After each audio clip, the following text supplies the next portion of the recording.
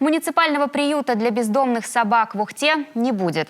Об этом заявил мэр Магомед Османов на итоговой пресс-конференции. Как в грядущем году в городе будут решать проблему безнадзорных животных, узнала Виктория Науменко. Изобретать велосипед не будем. Так отреагировал Магомед Османов на идею о создании муниципального приюта. После трагических событий декабря прошлого года, когда безнадзорные собаки загрызли женщину, мэрия рассматривала несколько вариантов решения проблемы – от отстрела до создания приюта. Если посчитать по деньгам создания муниципального приюта, это не 1 десяток миллиона рублей. Содержание этих приютов, это считается, это работники, это ветеринарный врач, это лекарства, это тоже, хотя он говорит, вот можно выйти в открытое поле, поставил там это, там, такого, есть требования к приютам.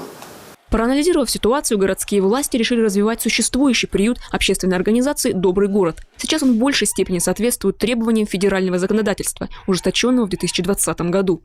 Отлов у них идет гуманным способом, как положено, по закону. То есть я, как инспектор, имею полный доступ ко всем документам, к видео, фото. То есть мне не надо идти в администрацию за этой информацией напрямую. Да. Также приют работает ведь не только по отлову. У них параллельно идет своя благотворительная деятельность. Они также подбирают там сбитых, больных, щенков собирают. С 2016 года муниципалитет отдал приюту промышленное здание и прилегающую территорию на улице Станционная. Проведено электричество, есть веткабинет, кухня. Мэрия готова помочь провести воду, расширить пищеблок и оборудовать помещения для сотрудников и волонтеров. А главное, есть место для размещения дополнительных вольеров. Идеями мэр Ухты уже поделился с республиканскими властями. По моему приглашению, когда приехал министр сельского хозяйства Шаронов Денис Владимирович, мы с ним посетили этот приют.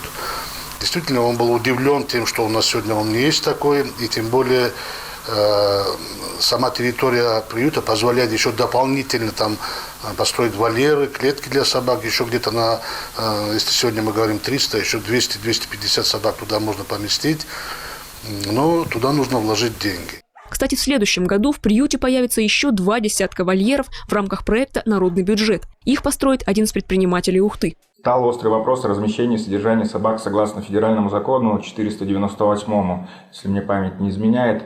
Там строгие требования к приютам. Поэтому вышел на конкурс «Народный бюджет» для строительства 20 вольеров. Один вольер исключает из городской среды 3 собаки.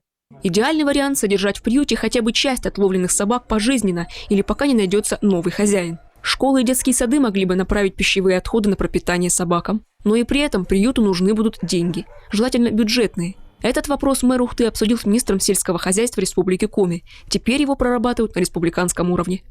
Виктория Науменко, Павел Лагутин, телеканал Юрган, Ухта.